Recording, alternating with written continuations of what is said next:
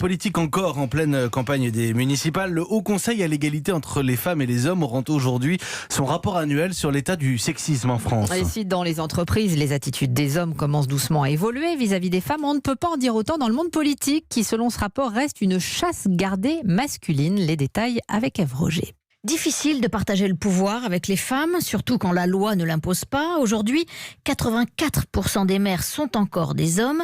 Et dans les mairies, départements ou régions, les femmes s'occupent bien plus souvent de santé ou d'éducation que de finances ou de stratégie. Mais le pire en matière de sexisme, selon le rapport, ce sont les parlementaires, dont personne aujourd'hui ne contrôle vraiment le comportement, explique Brigitte Grésy, présidente du Haut Conseil à l'égalité entre les femmes et les hommes. Les députés, les sénateurs, ils sont redevables devant leurs électeurs, mais la régulation collective ne peut pas se faire dans les assemblées parlementaires.